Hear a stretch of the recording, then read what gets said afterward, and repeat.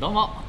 今回僕はですねマレーシアのクアラルンプールから西側にあります島があるんですけども、パンコール島という島に行くことになります。今回行くところというのはそこからさらに船でフェリーで渡った小さな島、パンコール島の中にあるさらに小島の方に渡ります。ここがどういう島かというと、パンコールラウトリゾートというですね、この島の中だけに1リゾートのみ、運営しているホテルがあるんですけども、そこに行くことになります。一つの島に対して一つのリゾートというのがコンセプトみたいで、マレーシアのモルディブのような場所だというふうに聞いています。その他ですね、この島のリゾートには丘の上にあるヒルタイプのビラと、あとは水上の上に立っているビラの2タイプがあるらしいんですけれども、僕たち今回ですね2組で行くので両方のタイプのビラを取っています。なので現地に着いてからどちらが素敵かなっていうのを見比べて実際に泊まる方を選んでみたいなと思っています。この島というのはリゾートに泊まる宿泊客のみが泊まれる島ということなんで、今いるねこのペナンという町からは車でだいたい2時間半から3時間ぐらいだというふうに聞いているので、ここから早速向かっていきたいと思います。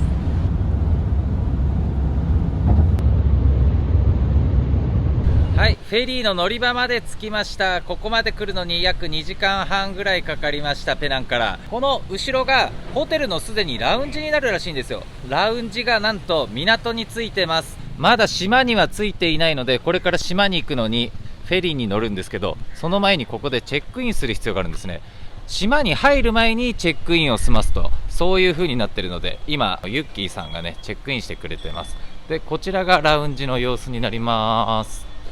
これから、島に向かう人たちがここでチェックインをして、僕らの荷物もここに今運んだんですけど、ちょうどこれですね。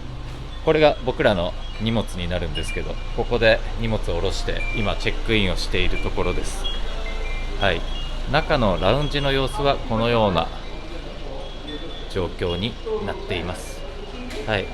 ここにチェックインカウンターがあって、ここでチェックインをした後、後ほどね向こう側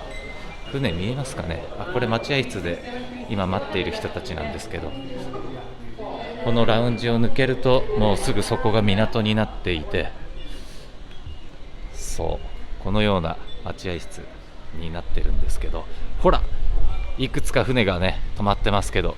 あの船に乗って島に行くんだと思います。今から乗り換えるフェリーなんですけど、1時間ごとに出てるみたいで、今ちょうど3時になるところなんですけど、僕らは3時のフェリーに乗ることになります。もし着くのがもうちょっとだけ遅くて3時過ぎていたら4時まで待たなきゃいけなかったので、3時前にしっかり着いたというのはラッキーでしたね。ラウンジの方で今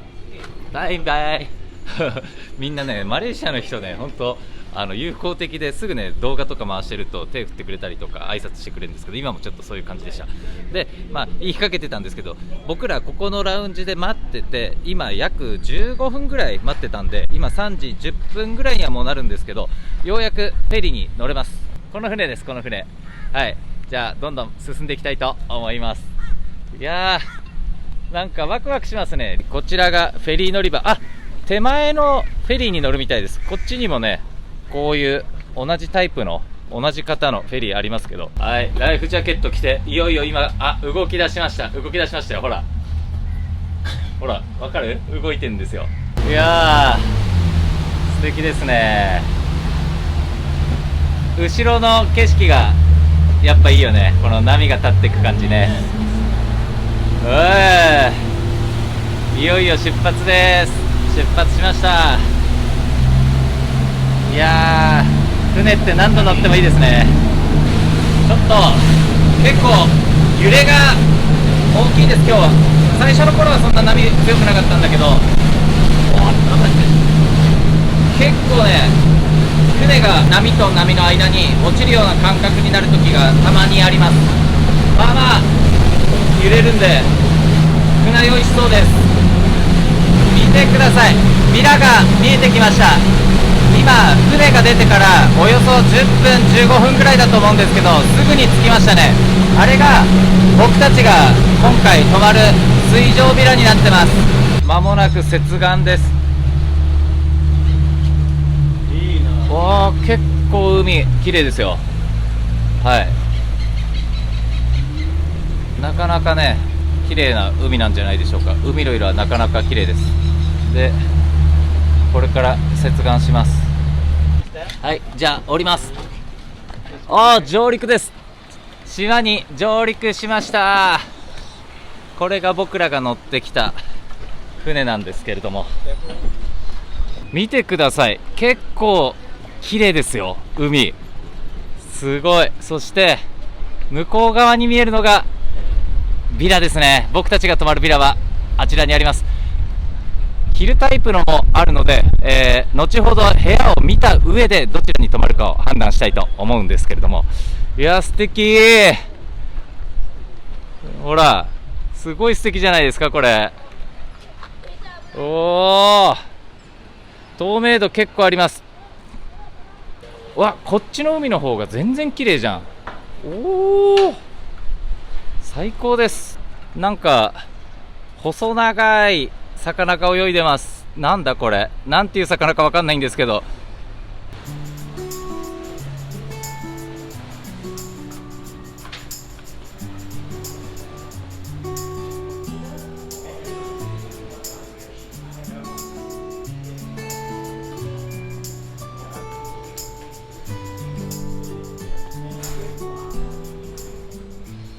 こちらはレストランですかね。レストランのスペースがあります。そしてウェルカムのドリンクがここで飲めるようです。はい、その奥で今チェックインをしているんですけれども、ホテル紹介をしていただいたんですけれども、こちらが島の全体図になるみたいで、この数字が振ってあるところが各種、ここの施設になるようです。だから島の約半分側、こちら側がビラがあったりとか、ビラに付属した施設、フィットネスだとかテニスコートなんかもあります。あとはプールだとか、お土産、あとレストランとかですね、そういったものがあるようです。で、僕たちが今いるのがこの2番のところです。で、部屋は、ヒルタイプのところがこの8番のここって言ってたかな。で、もう1個は少し離れて、このスパビラの確かここだったと思います。ここに僕たちは泊まることになります。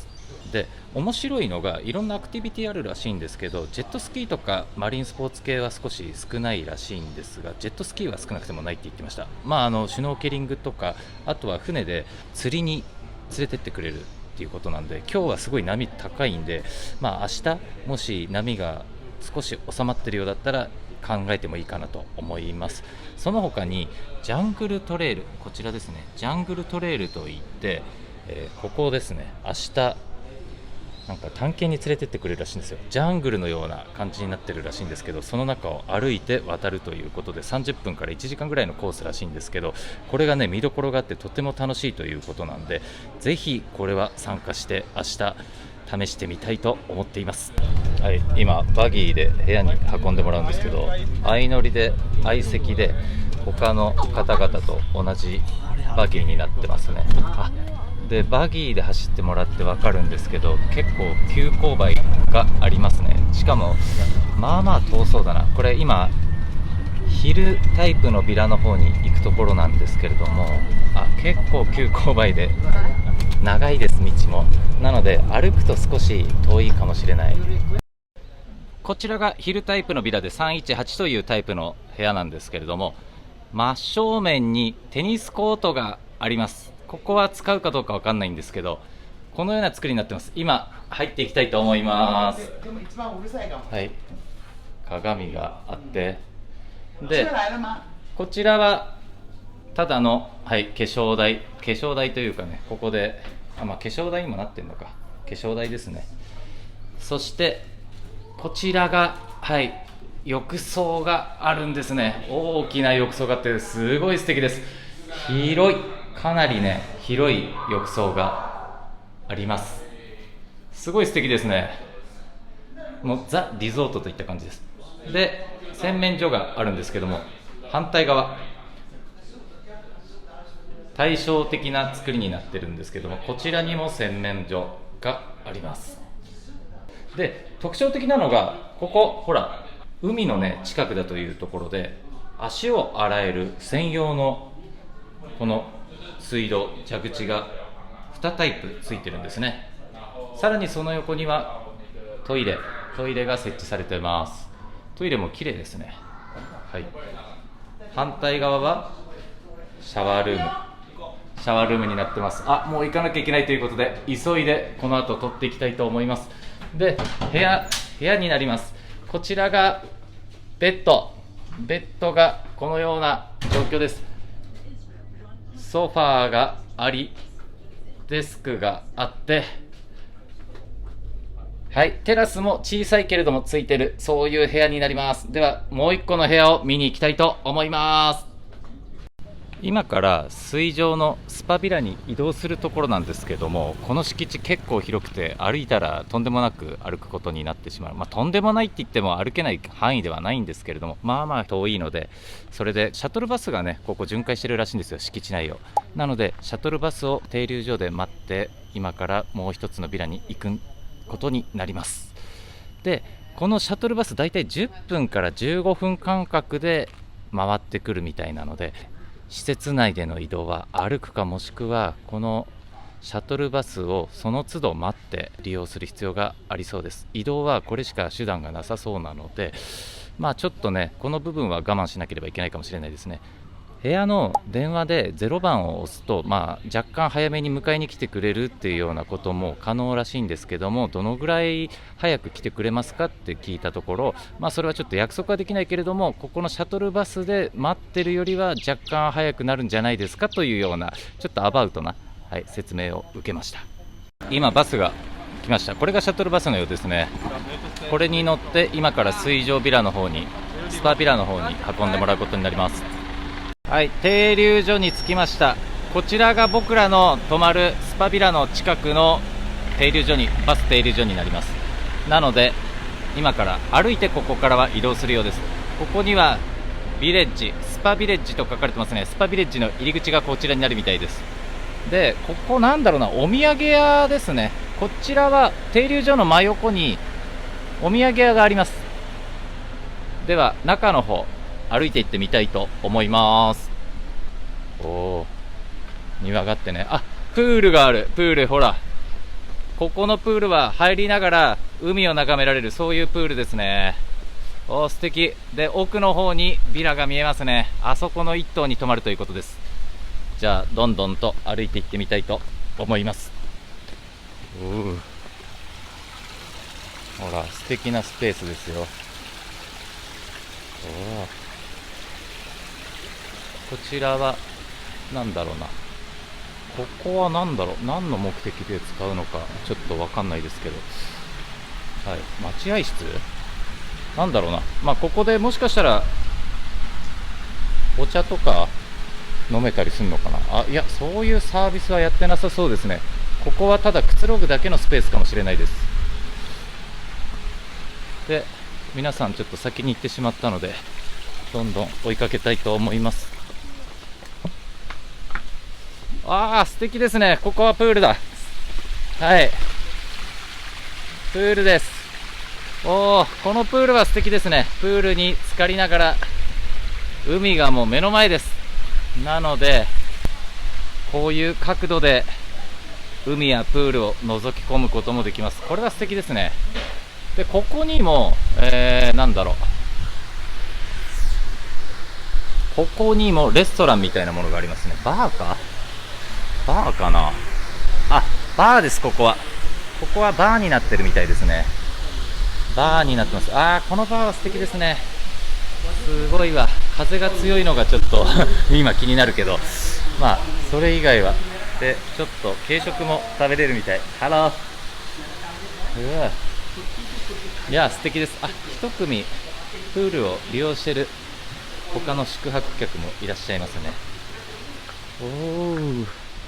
最高ですよこれ。いや、いい絵だな。いや、マレーシアにね、こんなところがあると思いませんでした。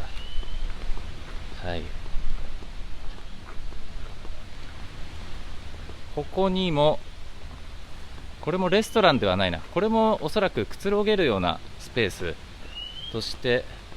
利用するんでしょうね。ここもプール利用してる人は使えないかな。プール利用する人はあちらを使用して、ここは海眺めたりとか、そういう使い方するんだと思います。で、急になんかアジアンテイストになってきましたよ、この辺は。ほら、これもビラ？あ、これはビラではないな。あ、こちらがビラですね。真裏にもうすでにビラが広がってました。こういったタイプのビラもあるみたいです。これは水上ビラではないので、ヒルタイプのビラの、派生版だと思いますね。こちらにもビラがあります。この辺に来るとね、すごく森に入ったような、そういう感覚を味わうことができるんですけど、いよいよですね、スパビラ近づいてきました。先ほどのバスの停留所からはだいたい2、300メートルといったところですかね。そのぐらい歩いてきたらこのスパビラが見えてきました。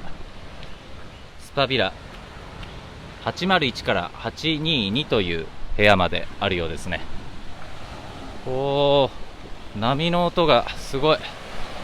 今日特別風が強いのか、それともこれがスタンダードなのかは分かりませんが、なかなか波音が強く聞こえる気がします。で、ここの中に何棟あるんだろうな。これはとりあえず僕らの部屋はここではないようです。で、この橋から覗ける海というのは、ここは少し先ほどのフェリーで渡ってきた桟橋に比べると濁った海の色になってますね。これで下のね、海が綺麗だったら最高だったんですけど、このエリアは海がとても綺麗とかそういう感じではないです。で、奥にはまだまだ続くんですけども、どうやらこちらにガイドの、施設の方が向かったので、僕らこっちの部屋になりますね。確かにマレーシアのモルディブと呼ばれるだけあって、雰囲気は少しモルディブに近いものを感じますね。素晴らしいです。あ、この部屋だ。このタイプの部屋に泊まるみたいです。部屋の大きさは確かね、ネットで見た限りは先ほどのヒルタイプの部屋の方が広さはあるようなんですけど、このぐらいの高さになります。では中の方に入っていきたいと思います。なるほど。いきなりベッドが登場しました。いきなりベッドが登場です。で、奥が海、そしてこちらがテラスになってます。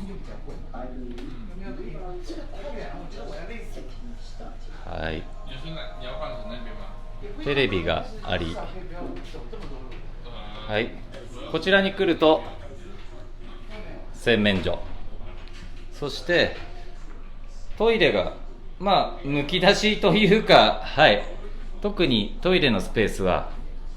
こちらのドアを閉めないと隔離されないような、隔絶されないような、そういうトイレの作り、洗面所の作りになってますね。で、真後ろが浴槽があって、こちらでシャワーも浴びることができるんでしょうね。シャワーもついてるような。シャワーはこのタイプですね。これで、違う。ここだ。だから今ちょっと水もうこぼしちゃったんですけど、これをひねると上からシャワーが流れてくると、そういう使い方みたいです。この浴槽も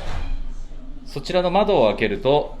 海が見えるので、開けながら浴びることはないでしょうけれども、そういう使い方もできるみたいですね。このようにビーチサンダルが用意されてます。あとはこちらに水が3本、それとコーヒーメーカーがあるので、コーヒーも飲めるみたいです。これは一般的なホテルでよく見かけるようなね、こういうタイプのものになりますね。この中なんですけれども、カップ麺が入ってます。夜食とかで食べる人向けに置いてるんでしょうね。あとこちらにはケトルで、こちらが冷蔵庫です。中の方がこのような品揃えになってます。コーラだとか炭酸飲料、あとビールも入ってますね。せっかくなのでこのテラスの方出ていきたいと思います。開いた開きました。こちらがテラスになります。うわー素敵ですね。うわーいいな。これはもう自分たちだけの専用のテラスなので、ここに寝そべりながら海を眺めることができそうです。素敵な景色です。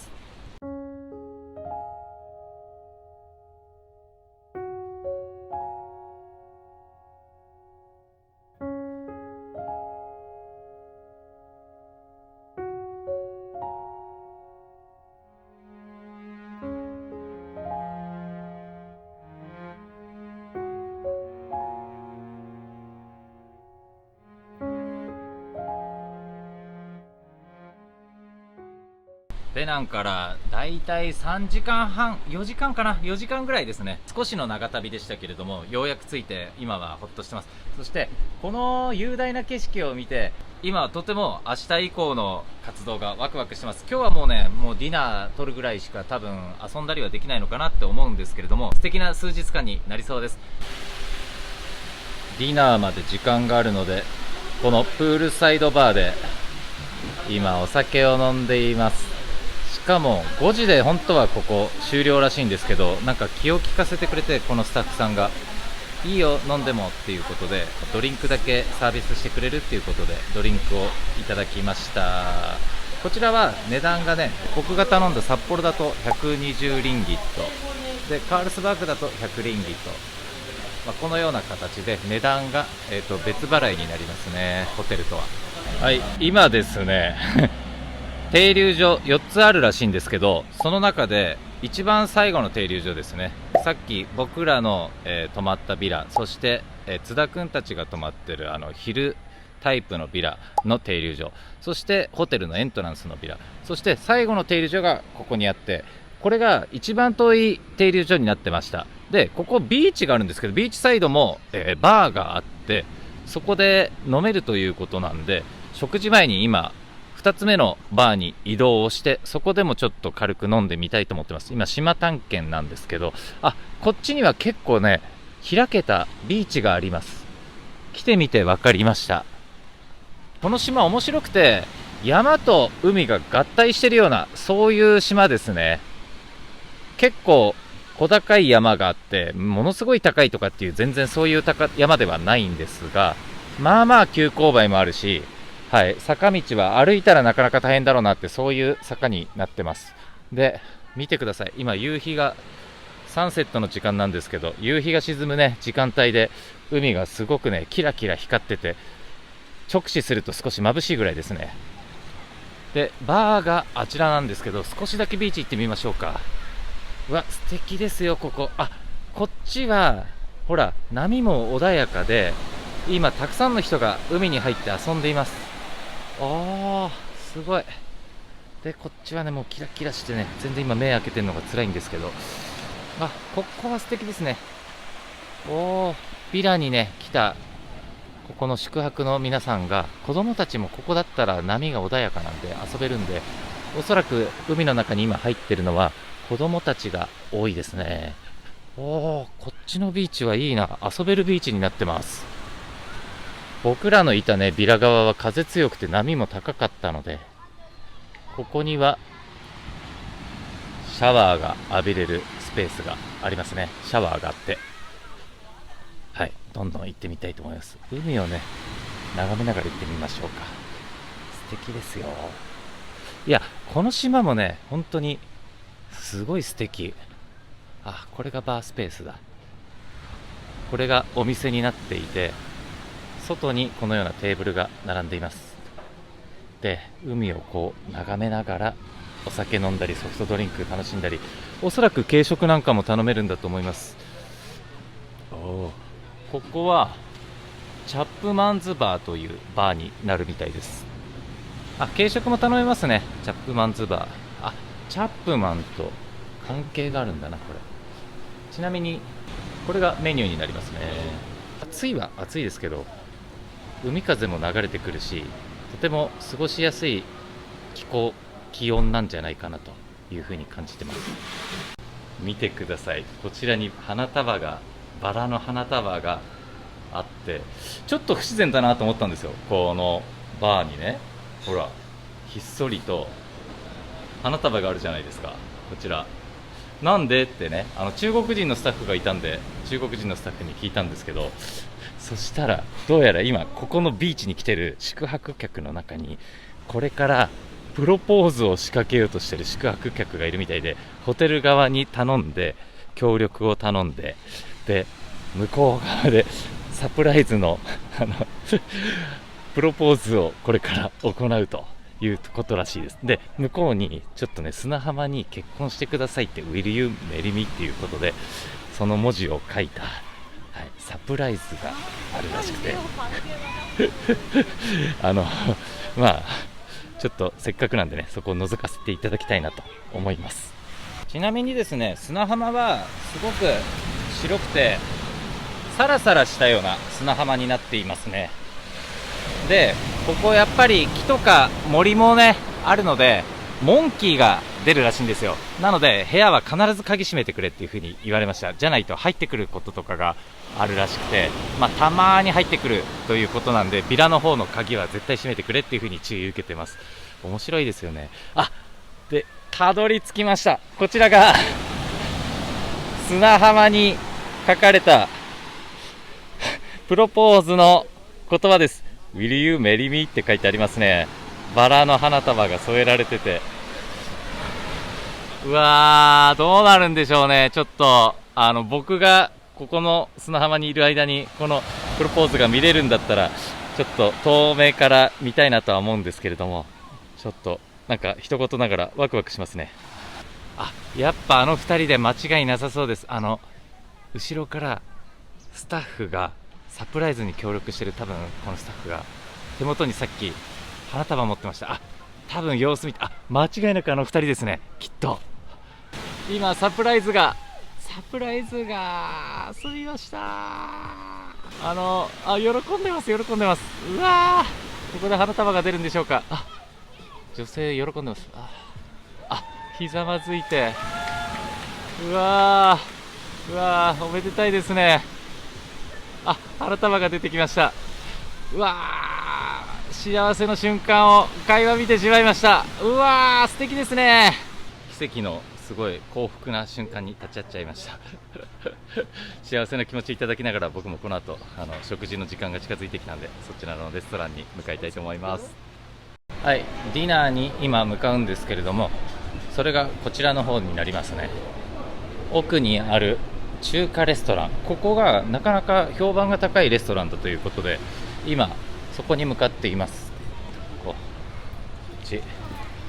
桟橋から見ると、先ほどたどり着いた桟橋のこういう位置関係になりますね。今斜めに倒れてる木を通り抜けて、その真横を通り抜けて向かうようです。ストレイツ、ここだ。こちらにはバースペースがあるようです。で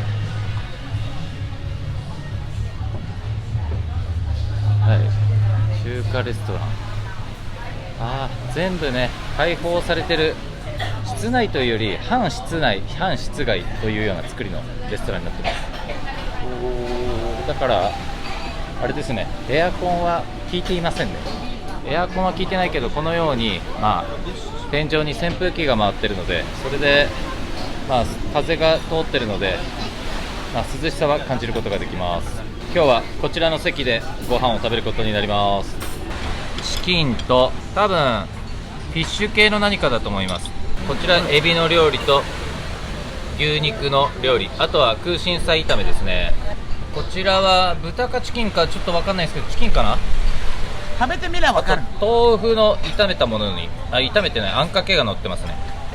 こちらはクラブの唐揚げです。味が全体的に美味しいです。おすすめだよとは聞いてたんですけど、なかなかの美味しさだと思います。料理が残念だったらちょっとこの島いるのきついなと思ったんですけど、これくらいの水準だったらすごく満足なんじゃないかなっていう風に感じてます。中華といっても、中華とちょっとニャ料理の融合したような、そういう食べ物になるみたいです。こちらが食後のデザートのマンゴープリンなんですけど、マンゴー3つとプリンかなりでかいですね。食事が終わりました。とてつもなく美味しいレストランかなっていうと、そういう概念のレストランとはちょっと違いますけど、普通に美味しく食べることができました。特に個人的にはね、美味しかったなと思うのは豆腐ですね。あんかけがかかった豆腐、こちらが美味しかったなと思います。あとは野菜とかも新鮮でした。その代わり海鮮はもしかしたらクアラルンプールというかマレーシア全体が結構新鮮な海鮮食べれるんですね。なのでもしかしたらこの島は、運んでこないといけないじゃないですか。小さな島なんで、ここで、取ってるものを漁師さんが取ったものを食べてるっていうことではないと思うので、運んできてる分もしかしたらちょっと鮮度が落ちてるのかもしれないなんていうふうに個人的にはそういう風に感じました。その分ちょっと、ケールとかこの間行ったペナンとかあそこよりはちょっと素材の味は落ちるのかななんて気はします。でも十分に美味しいんじゃないかなと思います。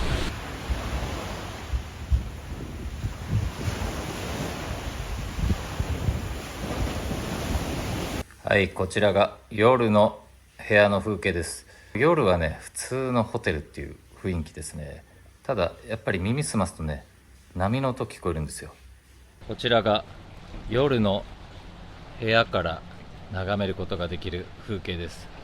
まだね、この時間はレストランとか一部のね施設が営業しているので明かりがついてますけど、きっとこれが消えたら真っ暗になっちゃうんでしょうね。ここでは本当にゆっくりのんびりと時間を過ごす、そういう過ごし方が適してるんだと思います。おはようございます。朝なんですけれども、今からブレックファストに行くために、車迎えに来てもらってるところなんですけども、あちらではヨガをやってますね。そこそこは波あるんですけど、でも昨日よりは全然穏やかで、かつ透明度もなんか昨日より綺麗に見えます。もしかしたら昨日海のコンディションあまり良くなかったんですかね。ということで今日はなんかね、この海実はそこそこ綺麗だということが分かってきました。ブレックファストのレストランに来ました。こちらレセプションの真横ですねなんですけども、こういったレストランになります。こちらはフルーツ各種ですね、とシリアル、そしてサラダ系ですね。こちらはスイーツだな、マレー系のスイーツが置いてあります。こちらは洋風ですね。5種類の5カ国の多国籍料理って言ってました。インド、中華、マレー、あと英国式の洋風、4カ国か。こちらちまきですね、おそらくナシレマかな、ナシレマのちまきです。こちら中華、あとはどこにでもありますけど麺類ですね。こちらは卵料理各種を作ってくれるコーナーですね。オムレツだとか、目玉焼きとかで、こっちに面白いのがありました。こ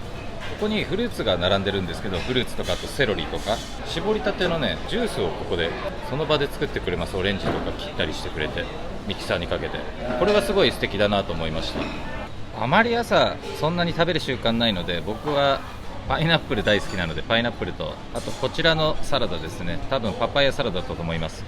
あとはナシレマを食べてみようと思います。ナシレマ取り出したんですけど、こういう形してました。でユッキーの方は英国式のこういう卵と目玉焼きとビーンズと、あとはトマトですね。見たことない鳥が止まってます。この辺の鳥らしいんですけどペリカンチョウみたいな、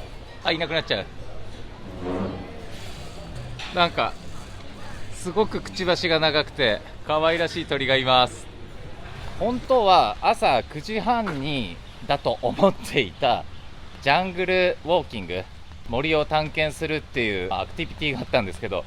9時だったみたいで30分間違えてしまったことで、それ今日参加できませんでした。なので明日の朝に切り替えます。で今日何できるかなっていうのでいろいろこのアクティビティ聞いたんですけれども、どうやら船ちょっと今日出れない、波が高いんでフィッシングはできない、あと当然シュノーケリングもちょっと向いていないので海でできるアクティビティは今日はなさそうです。そこでここはスパが有名らしいんですね。なので今スパを予約してきました。現在大変ショックなことが起こりました。というのが、先ほどまでドローン、トイドローン 99g 以下のドローンってどこでも飛ばせるんですけど、それでビラからちょっと撮影してたら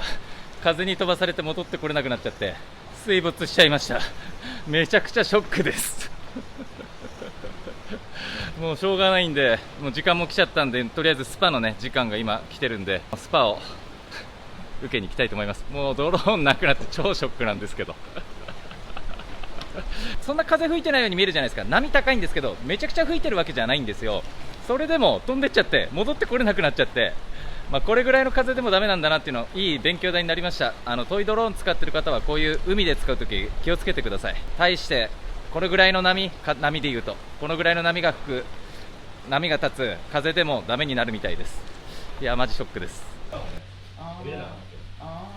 今足を最初洗ってもらってます。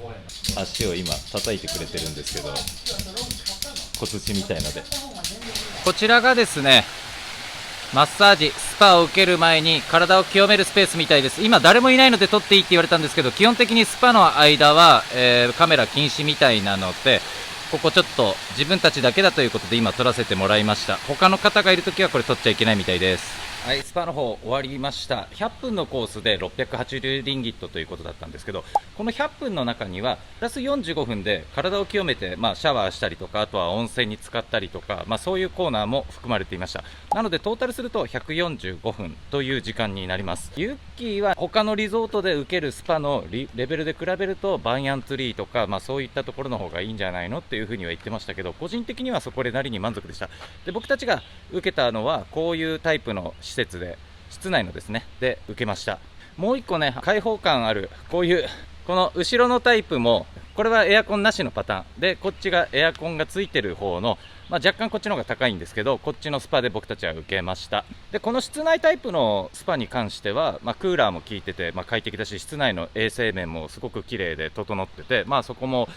すごくリラックスできたかなと。あとはリラックスする音楽が、うっすらと流れてて、その奥のスペースでこういう波音であるとか鳥のさえずりとか、こういったものも聞こえてくるんで、非常にリラックスしやすい環境でスパできたかなと。あとマッサージそのものは、タイ式のマッサージと、あとはオイルを使ったアロママッサージと融合してやってるような、そういうタイプでした。でマッサージは、足先から本当頭のてっぺんまで、ヘッドスパまで一通りやってくれるんですけど、体の表側、あとは裏側順にやってってくれるんで、本当まんべんなく全身をやってくれたと、そういう感じなスパでした。個人的にはね、普段あんまりスパとか受けてて眠ったりしないんですけど、一瞬寝落ちそうになったぐらいなんで、それなりにリラックスできたのかなと。あと旅の疲れなんかも溜まってるんで、それで余計心地よく感じたなんてことはあるかもしれないんですけど、いずれにしても満足度が個人的には高かったかなと思います。ユッキーは満足できてなかったと、ここをちょっと伝えておきます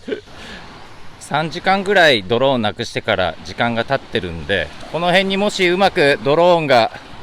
流れ着いてたらラッキーだなと思って覗きに来てるんですけど、見た感じドローンはなさそうですね。ちょっと環境面考えても拾いたいなって思ってここ来たんですけど、ちょっと今回もうドローンどうしようもない状況になっちゃってますね。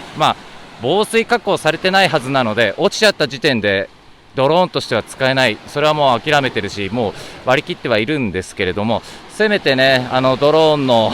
残骸を拾ってあげたいなっていうことを思ってはいるんですけど、ちょっとこれ探し出すのは難しいだろうな。ちょっと申し訳ないけどね、ここはもう開き直るしかないのかなっていうふうに思ってます。猿がいます。猿が野生の猿ですね。何匹かいる。なるほどね、こういうところにいるから窓閉めてくれって言われたんだ。ここで何か食べてたりすると取りに来ちゃったりとかもするらしいんですけど、猿がね何匹かいますね。なんかこの木に生えてる木の実を食べてる感じなんですけど、ちょこちょこねここずっといると木の実が落ちてくるんですよ。何かなと思って上見たら猿がいたという。ほらこっちにも猿がいる。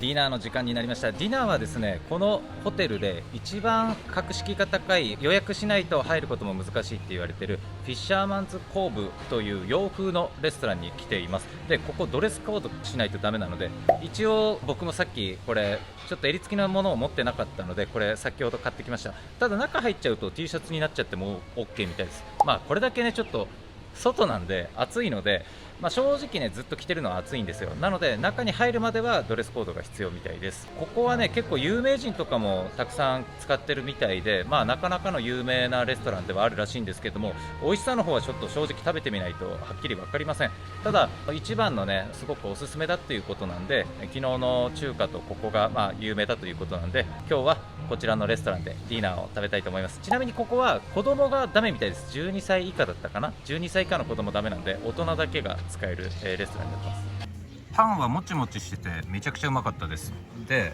こちらが1品目の何でしょうね、お通しのようなものになるんだと思うんですけど、今のボールは中に魚の多分つみれみたいにしたものが入ってました。で味もすごくおしゃれな感じだったね、ユッキー。まあまああれさっきは美味しいって言ってたのにまあまあだそうです。でもどうですかね、この海をね眺めながら、水平線をこうずーっとね眺めながら取れるこの食事っていうのは、これ悪くないよね。波の音聞きながらね、もうほんと間近だもんね。もう真下がこれもう海なんですよ。すごく雰囲気はいいんじゃないでしょうかね。で料理も今のところは結構期待できそうなんで、この後のメインの料理360リンギットだったっけ、和牛のステーキが。でそれがチャールズ皇太子が食べたの、わかんない。多分チャールズ皇太子もこのお店来たらしくて、で頼んでるっていうそういうメニューみたいで、キングなんとかキングロビンソンだったかなんだかっていうね、名前違うかもしれないですけど、そういうメニューだったと思うんですけど、そういうステーキ頼んでるんで、それがこの店でメインらしくて一番高いんですけど、それも頼んでるんで、それがどんなものかなって。正直マレーシア全体として、牛肉の質って高かったなっていう店ってもう数えるぐらいしかないんですよ。なので、この店がどこまで美味しいのかなっていうのはちょっと食べてみないと分かんないんですけど、それも期待したいと思います。こちらが燻製のサバで、こっちはなんだっけ、これはエビですね。エビの料理です。でユッキーと僕で作戦で1品ずつ違うのを食べて、ハーフハーフで食べる感じにしたいと思います。こちらサバね、いただいてみたいと思います。なんかユッキー結構美味しいって。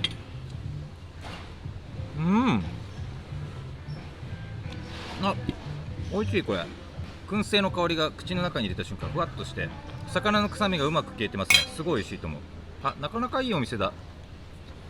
エビ、個人的にはこのサバの燻製の方がインパクトもあるし美味しいかなっていうふうに思いますけど、エビ好きな人だったらエビがいいんじゃないかな。僕はこっちですね、魚。こっちはロブスタースープ。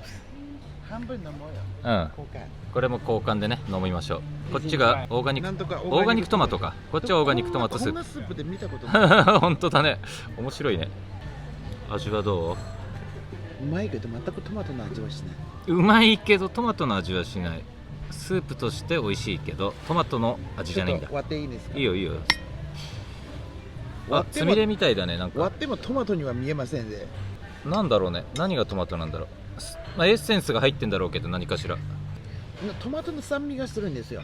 でもトマトっぽくないんだ。今飲んだんですけど、トマトの酸味がほのかにするコンソメスープといった感じです。オーガニックトマトスープっていう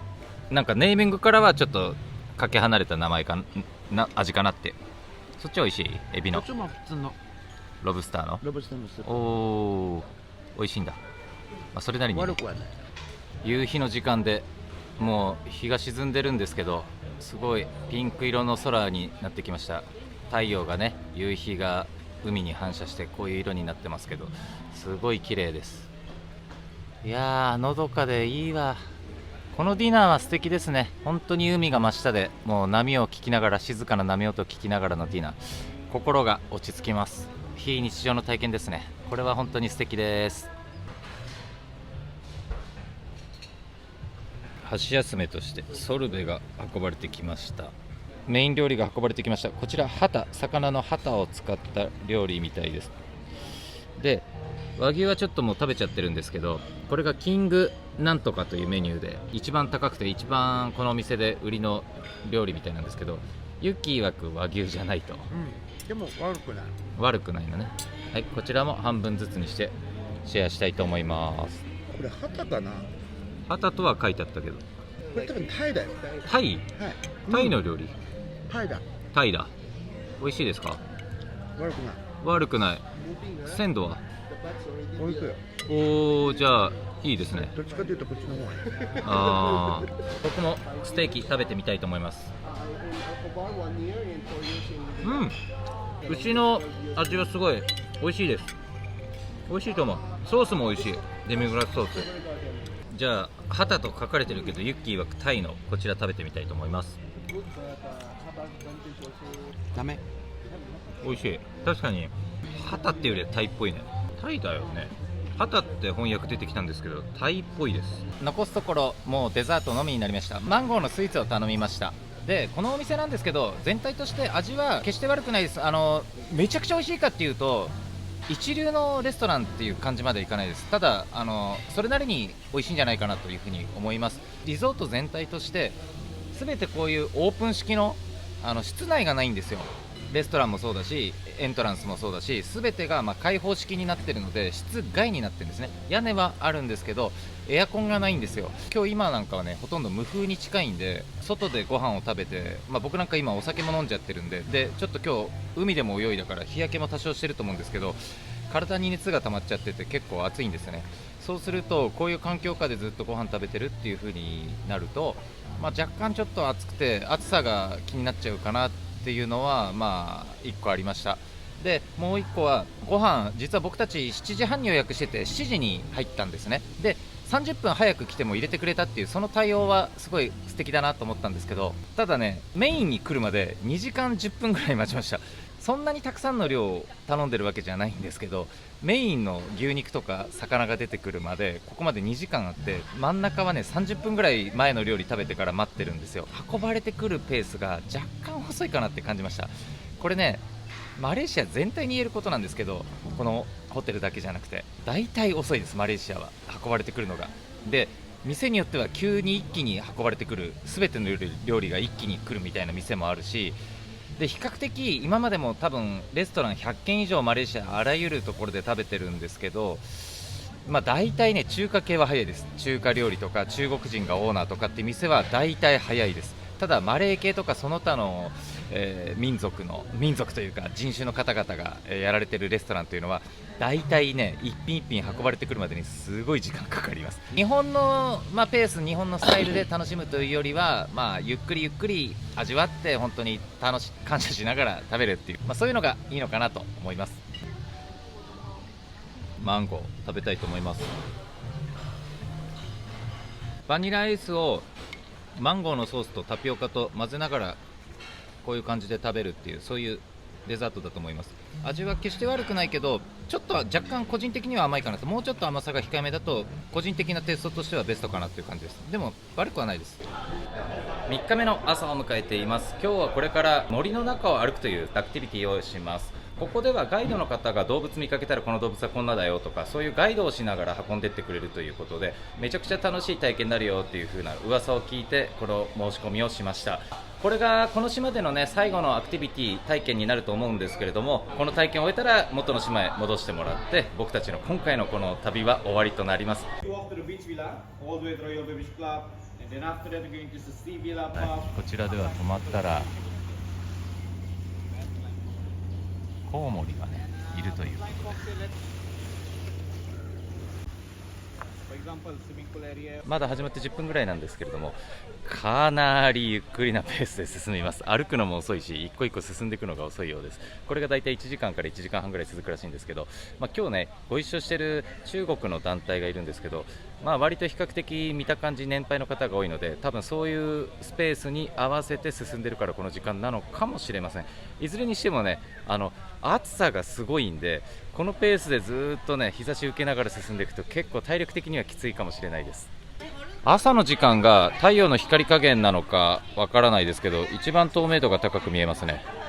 こちらがプールがあるんですけれどもプールビラ、僕らが泊まってるのはスパビラというスパのエリアにある近くのビラでその一つランク的には下のランクになるんですけどこちらがプールビラというビラになります。プールサイドにあるからプールビラですね。で僕らがいる方はスパの近くにあるからスパビラという風に分かれてるみたいです。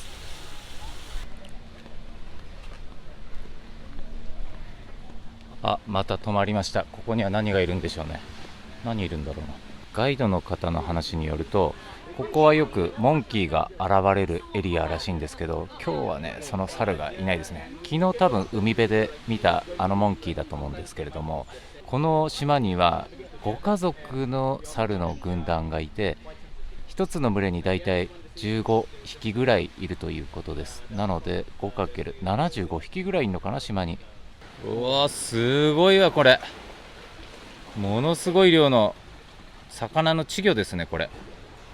こういったところもコースになってるみたいです。今プールビラの桟橋を歩いて渡ってるんですけど最初にこのプールビラを通り過ぎて、今度はその先にある僕らの宿泊しているスパビラ、そこまで歩いていきます。でそこからは丘を越えてオリエンタルビーチというビーチに行きます。でそこからぐるっと回って帰ってくるという、そういうコースみたいですね。すごいいい散歩ですね。気持ちいい。暑いけどこの辺なんかは風がすごい吹いてるので気持ちいいですね。おそらくですけど今日の海のコンディションめちゃくちゃいいですね。もしくはこの辺りのビーチが一番綺麗なのかもしれません。このプールビラのサイドのこのビーチですね、かなり綺麗な透明度の高くて、沖縄のね宮古島の宮古ブルーとはまた違うんですけど、エメラルドグリーンのね素敵な透明度のある綺麗な海です。プールビラの近くが、これは穴場なのかもしれない、わかんないけど綺麗です。ここのエリアの海はすごく澄んでて綺麗です。ほらこっちもすごく綺麗です。海も場所によって透明度とかね見え方が全然違うんで、この辺りはなんかすごい綺麗ですね。この辺りは本当素敵ですね。ここにずっといたいぐらいです。この海見てても飽きないですね。もう透明度がすごいから下が見えます。なんかこの海の色は上五島にね昔行った時にこういう色をしたねエリアがあったんですよ。上五島の色にねすごいそっくりです。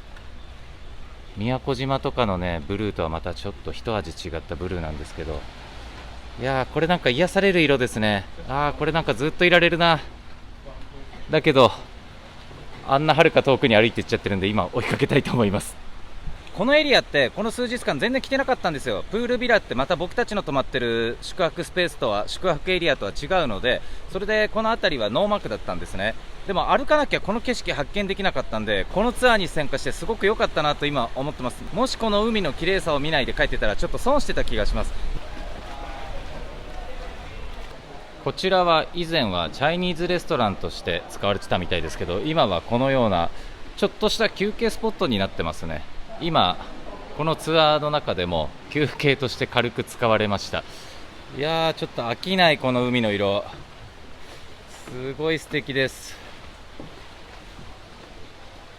こっち来ちゃうと少しね太陽の光加減で透明度が分かりにくいかなって。あと太陽だけじゃなくて波もねちょっと立ってるんで、透明度が先ほどのポイントよりは分かりにくくなっていくのかな、この辺りに来ると。でも十分綺麗ですね。今ここまで来ると僕たちの泊まっているスパビラが見えてきました。あちらのビラに僕たちは泊まっています。こうなってたんだ。歩いてみないと分かんなかったな。この辺りも十分綺麗ですね。もしかしたら今日のコンディションがいいのかもしれない。海のこの何日かで今日が一番綺麗ですね。海の色って毎日変わると思うんですけど、雨が降ったりとか波の高さだったりとか太陽の具合だったりとか、うわすごい綺麗、超綺麗。いや素敵です。今日最高ですね。いや一番いいタイミングでこのツアーに参加できてよかったな。ここが昨日のディナーを食べたフィッシャーマンズコーブレストランですね。ここで食べたんですけど、昨日は一番奥のテーブルですね。このテラス席の一番奥のテーブルで僕たちは食べてました。そしてあれが僕たちの宿泊しているビラなんですけど、おそらくこれが僕たちの部屋です。夜の雰囲気と昼の雰囲気とじゃ全然違いますね。やっぱりここ綺麗だったんだ。昨日よりね綺麗です。昨日の夕方来たらもうこの色じゃなかったの。だから今のねコンディションはすごくいいんですよ、海のコンディションで。このテーブルで昨日はご飯を食べて、ここからこういった景色を眺めていました。でも全然見え方が違う。もういや最高。今このレストランについているトイレでトイレ休憩を、中国のツアー客の方々が一人一人取ってるんですけど、トイレ終わって帰ってきた方々が目の前でずっと談笑しちゃって、これ1回目じゃないんですけど何度かこういうシチュエーションがあってだからここ来るまででねもう40分ぐらいも多分まだ半分も来てないのに立ってる感じです。だからもしかしたらこのツアーというのは参加するメンバーによってはこういうことが、お年寄りの方だったりとか複数の団体客で一緒にこのツアーに参加してると、もしかしたらねみんなで仲いい人たちの集まりなので談笑を始めちゃったりとかっていうことで、自分のペースではなかなか進めないっていう、そういうことがあるのかなっていうふうに思います。今まさにそういう状況なんですけど歩くスピードが遅いのはしょうがないとしても、この談笑タイムがね何度も続くのはねちょっとね僕らみたいに個別で参加しているメンバーからすると少しちょっと早く行きたいなっていう気にはなりますね。こちら側がまっすぐ進むとスパビラになるんですけれども、今僕たちはそこと反対側のジャングルトレイルの専用の道を進んで、ここからジャングルのようなエリアに向かって歩いていきます。今注意されたのが、この草とか葉っぱとかあまり触るなと。なんでかって言ったら、この先は毒蛇もいたりするらしいんですね。噛まれたりしたらメディカルセンターに連れてくとか、そういう話なんかもあったんですけど毒蛇いんのかいって感じですね。なかなか遭遇する機会とか相手を刺激しなければ多分そんなにおそらく危険なことにはならないからこそこれやってんのかなっていうふうには個人的に受け止めてるんですけど、いずれにしてもねちょっとこの先は気をつけながら歩きたいなと思います。本当にジャングルみたいな雰囲気のエリアに入ってきました。丘を乗り越えると僕たちがこの数日遊びに行ったエメラルドビーチにたどり着くということで、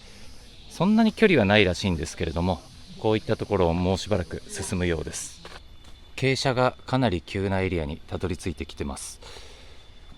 ここはねなかなかの傾斜ですね。歩いてて足腰が疲れるような、そういう角度のある傾斜になってるので、ここがもしかしたらこのツアーの中で一番傾斜が大きいところなのかなというふうに感じますね。違うな、まだ先にも階段があってそこ登ってるのでまだまだ続くんだ。こういうのが一通り今登り終えて、これからおそらく下りに入っていくんだと思います。ここ来てからほとんど立ち止まらなくなりました。このジャングルみたいなところに入ってきてから皆さんずっとね歩き続けて、先ほどまでのペースが嘘のようにこのエリアはね通過してるんですけれども一つは蚊が多いというのと、もう一つはおそらくそのヘビとかもいるっていうことで、無駄にね立ち止まるのを避けるためっていう感じでガイドさんを追いかけていく感じで、皆さん結構ペースよく歩くようになりましたやっぱり命には変えられないということでしょうか。先ほどまでのねマイペース感が嘘のようです。なんか気分はですねちょっとしたハイキングといった感じですね。森の中をハイキングしてるみたいな、そんな感覚に近いですね。先ほどの海沿い歩いてた時と全然景色も気分も違いますね。山の方はやっぱり虫が鳴いてたりとかね、鳥が鳴いてたりとかで、基本静かなエリアなので、先ほどまでの海の近くを歩いてた時とは、波の音を聞きながらっていう時とは全然違う雰囲気で今歩けてます。なのでこのツアーの多分一番の醍醐味はおそらくは先ほどの海沿いを歩くっていうそこだったような気がするんですけど、ガイドの方もちょっとねそこが一番いいんじゃないみたいなことは言ってたんですけど、個人的にもそう感じるのと、この山を歩くっていうのはね、動物もちょっといれば多分説明してくれたりとかするんだと思うんですけど、今のところ動物と見かけたとかっていうこともなくて、本当にハイキングの延長のような感じで今ここ静かな空間の中を歩いてると、一度にね2度美味しい2種類の感覚を味わえるっていう意味で、このツアーはそういった意味ではすごい楽しいのかなっていう、そういった楽しみ方がきっとこのツアーの醍醐味なのかななんて感じてます。こちらはですねおそらくシロアリの巣だと思います。ここの案内見るとシロアリっていう風に書いてあるので、シロアリの巣なんだと思います。ここが最後の下りです。だいたいどうだろうな、20分ぐらいだったかな。20分ぐらいかけてこの丘を越えたと。距離的には多分4、500メートルぐらいだったんじゃないかなと思うんですが、まあいかんせんね、スピードは老人の方々の足に合わせて登ったので、だいぶ時間はかかったんじゃないかなとは思います。まあ若い人だったらね、もしかしたら10分ぐらいとかでこっちまでたどり着いちゃうんじゃないですかね。下手したら10分かかんないかもな。やっぱそうだ、海だ。ここがこの2日間遊んだエメラルドベイというビーチになりますね。はい、着きました。この時間の海すごい綺麗です。今日はね、時間帯のせいなのか海のコンディションのせいかは分かんないんですけど、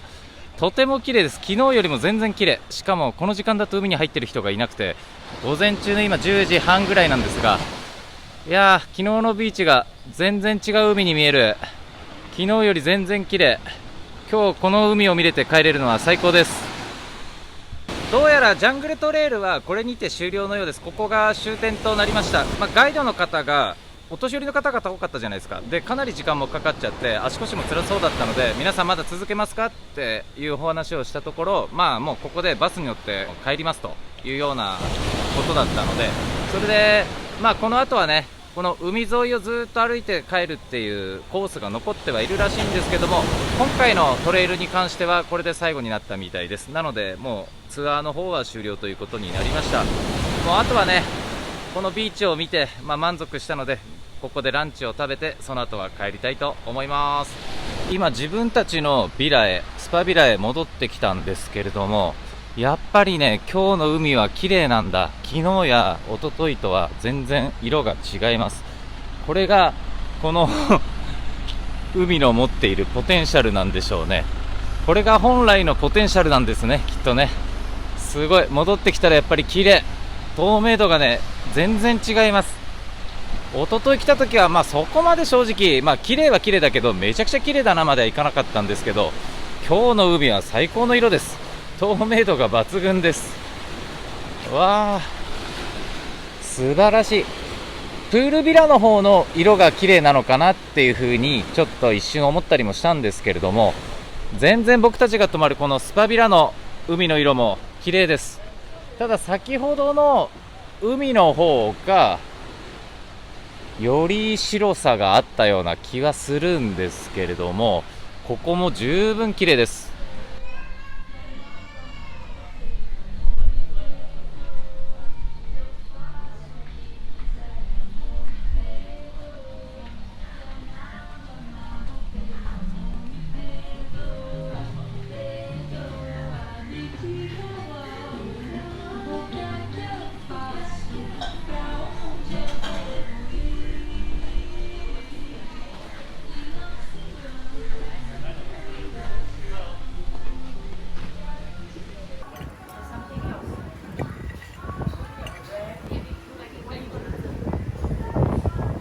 チェックアウトの時間が迫ってきましたということで、2泊3日のこの旅ももうすぐ終わろうとしてるんですけれども、最後に自分がここで過ごした感想をお伝えしたいなと思います。もしかしたら今後ここ来たいなっていう方には参考になる情報なんかもあるかもしれないので、まずそこをお伝えしたいと思うんですけれども、全体としては素晴らしい体験だったなと思います。こういうプールがあったり、その奥にビーチがあったり、これはもうね、ロケーションがまず素敵だなっていう風に感じました。あとは日本では見られないような動物と遭遇したりとかね、スパも良かったなと思うし、そういったところはすごい素敵だったなと思っています。で、ここからは個人的にもし次来るんだったらこの辺を頭に入れとかなきゃなっていう注意点なんですけど、まず1つ目というのが、車を呼ばないと移動がちょっと不便なんですね。歩けなくはない距離ではあるんですけれども、でも歩いたら5分10分20分場合によっては歩かなければいけなかったりするので、そうなると例えばエントランスに何か用事があるとか、あとは食事するのにエントランスの方に向かいたいとか、これで炎天下の中でね歩かなきゃいけなかったりするケースもあると思うので、そういった使い勝手を考えると少しそれは不便かなと。かなり暑さはあるので、炎天下の中で20分も日陰がないエリアなんかも歩いた場合はありますので、そういったところでは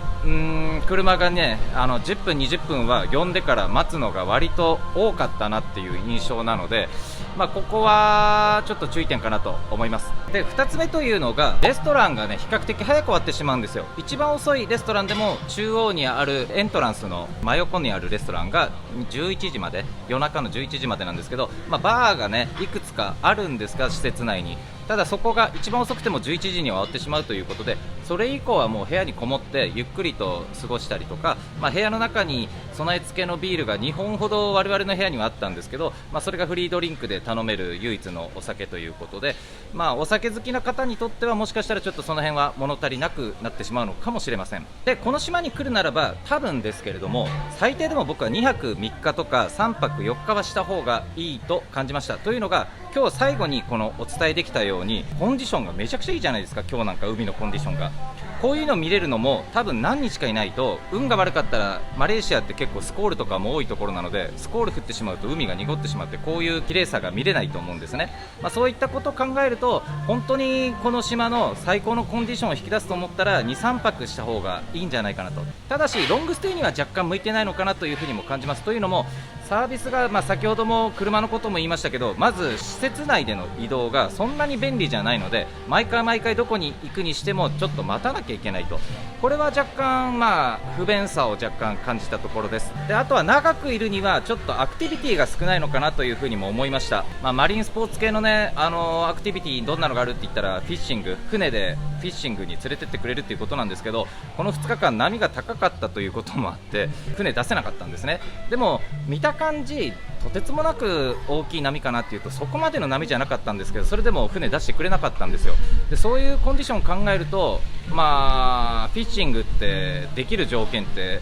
意外と限られちゃうんじゃないのかななんて個人的には感じてます。でそれ以外だとシュノーケリングも同じ条件にはなるんですけれども、フィッシングもシュノーケリングもやらない場合はもうエメラルドビーチの方行って自分たちで泳ぐとか、あとはプールで泳ぐとか、そういったことぐらいしかこういうポテンシャルがあっても、なかなかポテンシャルを生かしきることができないのかなっていうふうには感じました。そういうことも含めてアクティビティが若干少ないので、長く居すぎるともしかしたら飽きちゃうかなっていうので、ロングステイにはそういった意味も含めて向きにくいんじゃないかなとは思います。いずれにしてもケールから2時間ぐらいで港に着いて、そこから船で10分20分でこの島に来れるっていう部分では、ケールを中心に活動する方にとってはここはすごい素敵な選択肢の一つになるんじゃないかなっていう風には感じました。少なくてもここに来てのんびりとリフレッシュして気分を転換する、そんなことには使えたのかなっていう風に思ってます。マレーシアでねいろんな綺麗な島ありますよっていう風には聞いてたんですけど、ここもその一つだなっていう風に間違いなく感じてます。次回以降もですねまたいろんなところからお伝えできたらなと思っているので、いいねとチャンネル登録もぜひよろしくお願いします。コメントの方もお待ちしてます。それじゃあまたね、バイバイ。